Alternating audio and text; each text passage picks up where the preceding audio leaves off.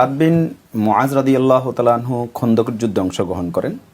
তো খন্দকের যুদ্ধে সহিহ বুখারীর বর্ণনা অনুযায়ী যেটা আসছে, তার আখাল বলা হয় আরবিতে, সেটা হচ্ছে বাহু সন্ধিস্থল। সেখানে কাফেরদের প্রেরিত একটা তীর এসে বিদ্ধ হয় এবং সেখানে তিনি আক্রান্ত হন।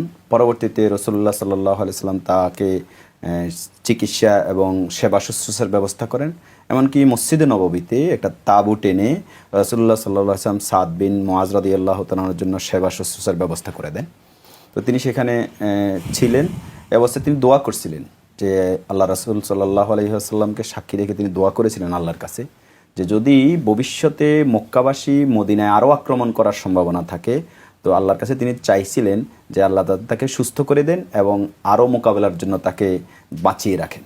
আর যদি মক্কাবাসী ভবিষ্যতে আর আক্রমণ করার মতো এই সামর্থ্য তাদের না থাকে, অর্থাৎ ইসলাম এরপর থেকে শুধু বিজয়ের দ্বারপ্রান্তে চলে যাবে আর আক্রান্ত হবে না, তাহলে এই আহত হওয়ার মধ্য দিয়ে যাতে আল্লাহ তাআলা তাকে শাহাদাত নসিব করেন। তো আল্লাহ তাআলা তার দোয়াটা কবুল করেছিলেন এবং এই আক্রান্তের মধ্য দিয়ে তিনি শাহাদাত বরণ করেন।